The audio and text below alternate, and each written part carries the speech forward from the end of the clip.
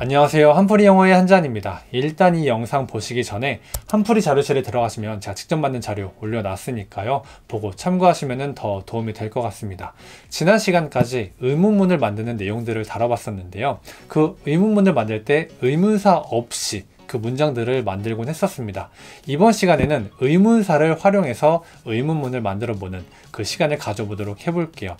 일단 이 의문사에 대한 내용이 아직 잘 안 잡혀 있으신 분들은 문법풀이 5번째 영상에서 다뤘으니까요. 참고하고 오시면 도움이 좀 더 될 것 같습니다. 의문사 단어는 여러 가지가 있어요. when, where, how, why 뭐 이런 단어들이 있는데요. 이 단어들이 상황에 따라서 의문 대명사가 되기도 하고 의문 형용사가 되기도 하고 의문 부사가 되기도 합니다. 그리고 이 의문사가 이제 명사든 형용사든 부사든 그냥 의문 문장에서 사용이 된다면은 그때 의문사는 문장 맨 앞에 위치하게 돼요. 조동사보다 앞에 위치해서 의문 문장을 표현하게 됩니다. 이 중에서 가장 간단하게 볼 수 있는 것은 의문 부사인데요. 이거부터 볼게요. 일단 의문 문장 몇 개만 간단하게 나열을 해볼게요. Were you a student? 너는 학생이었니? Had she studied English? 그녀는 영어 공부를 하니? Can you make it? 너는 이걸 만들 수 있니? 뭐 이런 식의 문장이 있다고 해볼게요. 이 문장들은 일단 이거 자체만으로도 완전한 의미를 표현할 수 있는 하나의 완전한 문장들입니다. 여기에 의문사들을 이제 추가를 할 수가 있는데요.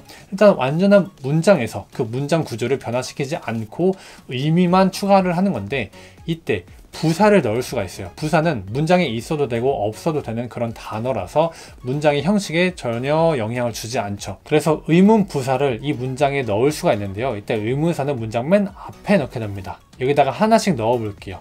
when, why, where, how 이걸 하나씩 넣어 보면서 의미를 보면은 너는 언제 학생이었니? 그녀는 어디서 영어 공부를 해왔니? 너는 이걸 어떻게 만드니? 뭐 이런 식으로 문장을 만들 수가 있습니다. 이 문장들은 원래 그냥 그 자체로 온전한 의미를 전달할 수 있는 완전한 문장들이었는데요. 의문 부사를 넣으면서 이제 문장 의미를 좀 다양하게 만들게 되는 거죠. 의문사가 없었다면은 그냥 yes or no로 대답할 수 있는 그런 단순 질문이었다면은 이 의문 부사를 넣으면서 이제 이유를 좀 더 자세한 내용을 묻게 되는 그런 문장이 되게 되는 거죠. 이렇게 의문 부사는 정말 간단합니다. 부사니까 그냥 손쉽게 문장 맨 앞에다가 부사를 넣으면은 그냥 완성이 되는 거예요. 이제는 의문 대명사를 한번 봐볼게요. 이 대명사는 명사죠. 그리고 명사는 주어 자리, 목적어 자리, 보어 자리에서 사용될 수 있는 그런 품사입니다. 그래서 이 의문 대명사가 명사 역할로 쓰일 수가 있는 거예요. 먼저 의문 대명사가 주어로 사용되는 경우를 볼게요. 일단 의문 대명사에는 뭐 who도 있고 뭐 which도 있고 뭐 등등등이 있습니다. 먼저 who는 사람일 때 who를 사용하곤 하는데요. 예를 들어서 이제 의문 대명사가 사용된 문장을 이제 1번 문장으로 강제로 한번 만들어 볼게요. who, 누구라는 사람이 loved it, 이거를 좋아했다. 뭐 이런 문장이 있다고 해볼게요. 이거를 이제 의문문으로 바꾼다면은 만약에 일반적인 주어가 있었다면은 이 love는 일반 동사라서 이제 의문문을 만들 때 조동사 do가 필요했었잖아요. 그런데 이 의문 대명사가 주어로 사용될 때는 조동사가 필요가 없게 됩니다. 그래서 이거를 의문 문장으로 만든다면은 who loved it 이렇게 그냥 물음표만 붙이면 되는 거예요. 의문문이지만 그 순서가 주어, 동사, 목적어 이런 식의 순서가 됩니다. 그래서 비슷하게 what happened, which made it work 이런 식으로 이제 문장을 만들 수가 있는 거예요. 이 문장들은 원래는 who made it, 누구라는 사람이 이걸 만들었다. what happened, 무엇이라는 게 happened, 일어났다, 발생했다. which made it work, which, 무엇이라는 게 이거를 작동하게 만들었다. 뭐 이런 식의 원래는 문장이 있었겠지만 이거를 이제 의문 문장으로 만들 때는 조동사가 필요 없고 그냥 그대로 갈 수 있다는 겁니다. 의문 대명사가 주어로 사용됐기 때문이죠. 그리고 의문 대명사는 목적어 자리에도 쓰일 수가 있습니다. 만약 사람이라면은 who가 이제 목적어 자리에 쓰일 수가 있는데요. 그런데 이 who가 목적어 자리에 쓰인다면은 whom으로도 쓰일 수가 있습니다. 목적어 자리에 한해서 말이죠. 그리고 이 의문 대명사가 사람이 아니라 사물이나 뭐 동물 이런 거였다면은 뭐 which, what 뭐 이런 식으로도 사용을 할 수가 있습니다. 일단 이 의문 대명사가 목적어 자리에 어떻게 쓰이는지를 한번 간단히 보기 위해서 일반 문장으로 한번 억지로 만들어 볼게요. 뭐 예를 들어서 he loves who 또는 he loves whom도 되겠죠. 주어 동사 목적어 자리니까 who 또는 whom 둘 다 올 수가 있습니다.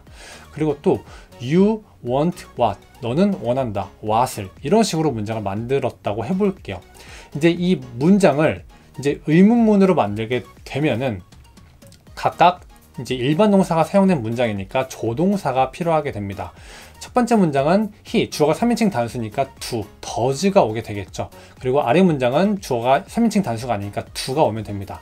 그래서 does he love who 또는 whom 이런 식으로 될 수가 있겠죠. 그런데 의문사는 무조건 문장 맨 앞으로 와야 하니까 who does he love 이런 식으로 표현되거나 whom does he love 이런 식으로 문장을 만들 수가 있게 됩니다.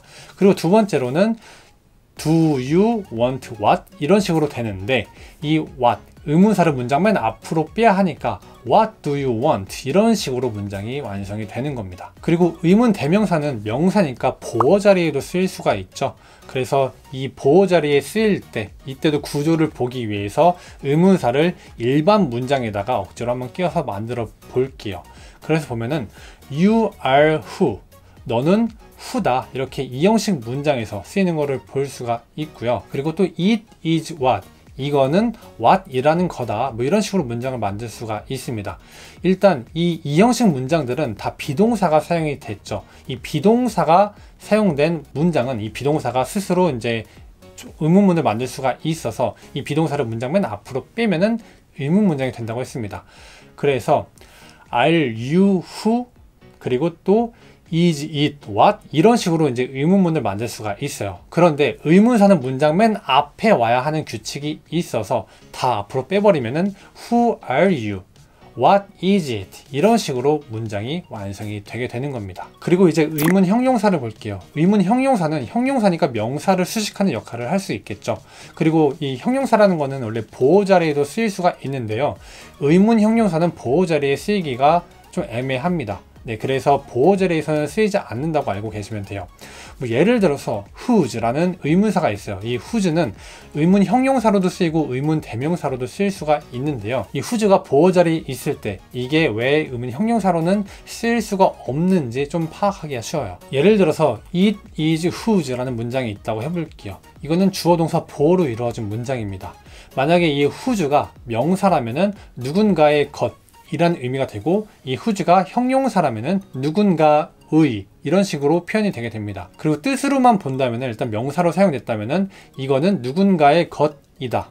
그리고 형용사로 쓰인다면은 이거는 누군가의 뭔가 형용사로 쓰일 때는 의미가 좀 더 완전하지 않습니다. 일단 이 문장을 의문문으로 바꿔 볼게요. 그러면은 일단 조동사를 문장 맨 앞에 빼가지고 is it, whose 이런 식으로 되겠죠. 그리고 의문사를 문장 맨 앞으로 빼야 하니까 whose is it 이런 식으로 이제 완성이 됩니다. 먼저 이 whose가 명사로 쓰였다면은 그 해석은 이거는 누군가의 것이니 이런 식으로 문장의 의미가 완성됩니다. 그런데 이게 형용사로 쓰인다면은 이거는 누군가의 네, 이렇게 뭔가 형용사로 쓰일 때는 그 의미가 온전해지지 못합니다. 그래서 의문 형용사는 보호 자리에 쓰일 수가 없다라고 이제 알고 계시면 되고 명사와 짝꿍을 이루면서 명사를 수식해야 되니까 짝꿍을 이루면서 쓰인다고 생각을 하시면 돼요. 이 의문 형용사도 이제 눈으로 그 구조를 좀 더 보기 쉽게 하기 위해서 억지로 일반 문장에 넣어서 만들어 보면은 You want what color? 너는 어떤 이란 색을 원해? 이런 식으로 문장을 만들 수가 있고요. It is whose phone? 이거는 누군가의 핸드폰이야. 뭐 이런 식으로 문장을 만들 수가 있습니다. 이 문장들을 의문문으로 만들어 보면은 일단 want는 일반 동사니까 조동사 do가 필요하겠죠. 그래서 do you want what color? 이런 식으로 이제 의문문을 만들 수가 있는데요. 이때 이 의문사는 문장 맨 앞으로 빼야 하죠. 그리고 의문 형용사는 명사랑 짝꿍이라고 했습니다. 그래서 what color 이거를 같이 앞으로 빼면은 what color do you want? 이런 식으로 이제 문장을 만들 수가 있게 되는 거고요.